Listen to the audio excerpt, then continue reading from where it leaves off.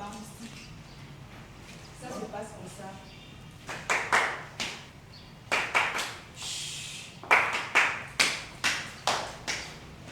Donc c'est comme ça. Ok, on commence.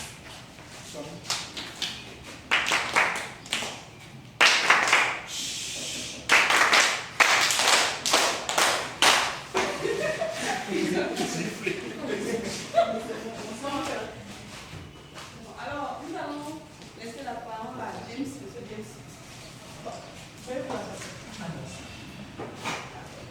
Alors, nous allons laisser la parole au présentateur James pour qu'il nous fasse une présentation de notre travail. Ok, bonjour cher public. Alors, comment allez-vous? Bien. Alors, nous vous apportons une information qui est très capitale de nos jours dans l'éducation togolaise. C'est l'utilisation du portable en milieu scolaire. Et je sais qu'ici, il y a des parents d'élèves, il y a des étudiants, il y a des écoliers qui sont venus assister à notre séance de formation et sensibilisation. Alors, notre groupe qui fait la présentation s'appelle Future Leaders. C'est le groupe des leaders. L'utilisation du portable en milieu scolaire. Alors, James Agodino, rédacteur de projet, responsable de la structure de rédaction et formation Future Leaders. Je suis votre humble serviteur pour vous faire la présentation. Alors, quel est l'objectif de notre présentation? C'est d'amener les participants, surtout les élèves et étudiants, à comprendre les rouages qui amènent les éducateurs à proscrire l'utilisation du portable en milieu scolaire. Secondo, les permettre de réglementer sans qu'on le leur dise l'utilisation du portable en milieu scolaire. Et nous allons utiliser comme matériel notre projecteur, un portable et puis une connexion Internet.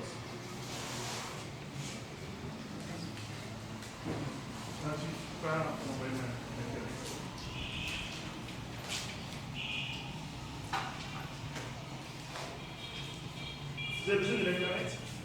Non, nous n'avons pas besoin. Vous avez besoin? Alors, cet outil que vous voyez ici est en train, sans qu'on ne le sache, diminuer les performances scolaires de nos apprenants depuis que c'est sorti. Cet outil s'appelle le portable. Alors, nous allons donner une petite définition de cet outil-là. C'est quoi le portable? C'est un téléphone mobile permettant de communiquer sans fil. Nous n'avons pas besoin de le mettre sur la manche avant d'appeler. On peut se déplacer avec le portable. Vous faites partie de cet ensemble qu'on appelle le milieu scolaire. Parce que d'abord, vous vous occupez d'un cercle très vicieux qu'on appelle l'école. Et notre outil en question, qui est le portable, va vraiment influencer sur l'objectif que vous, parents d'élèves, vous vous êtes fixé pour vos enfants qui sont les étudiants ou bien les écoliers. Et les responsables des établissements ont décidé d'interdire ou bien de proscrire l'utilisation du portable dans ce milieu-là. Pourquoi?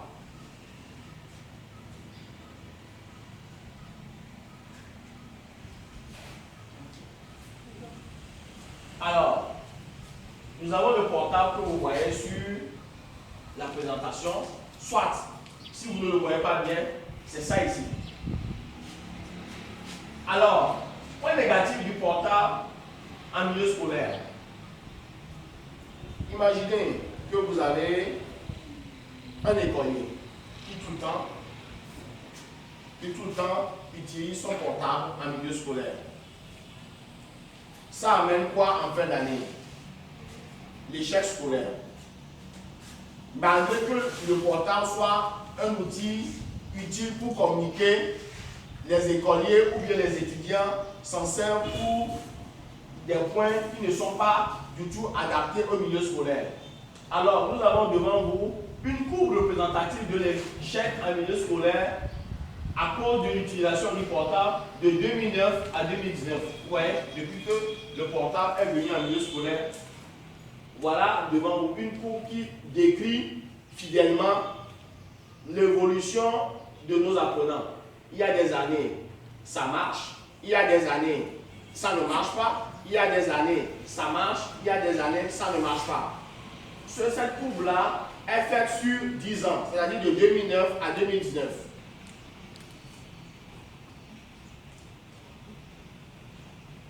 Alors,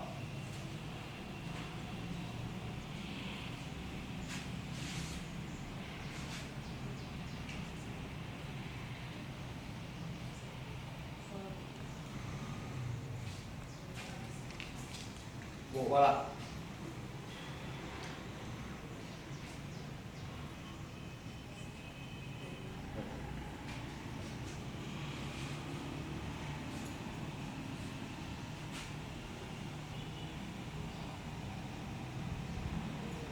Bon, le reflet de la présentation PowerPoint sur le pouvoir visuel du public. Pourquoi nous sommes venus vous faire une présentation PowerPoint? C'est une certaine manière de vous montrer que le portable, avant d'être utilisé par les apprenants, a eu un pouvoir visuel sur leur vie. Tout enfant qui voit le portable dit à ses parents, papa ou bien maman, j'ai besoin que vous m'achetez un portable. Pourquoi cet outil que vous voyez ici incite tellement les enfants ou bien les écoliers à en avoir? C'est parce que c'est un outil qui a eu, pendant ces 10, 15 ou 20 dernières années, un pouvoir visuel sur l'apprenant qui se contente plus de ça que de son cahier ou bien de ses livres. Les séances d'animation doivent maîtriser leur sujet. Et le public ici présent est le véritable observateur, et c'est le public qui va évaluer ce que nous faisons. Et ce public, nous sommes contents, est constitué d'élèves, écoliers, étudiants, parents d'élèves, inspecteurs, etc. Si nous faisons une présentation qui est bonne, vous verrez qu'il y aura une autre, une autre forme de satisfaction. Mais dans le cas où vous venez devant les composantes d'un établissement et que vous faites une présentation qui est mal maîtrisée par le formateur, regardez l'aspect que vous avez devant vous. Les gens s'ennuient parce qu'on ne sait pas ce que vous êtes venu dire devant eux. Vous voulez parler du portable, l'utilisation du portable, mais si vous qui avez amené l'information, vous n'avez pas bien maîtrisé votre information, vous allez ennuyer carrément le public.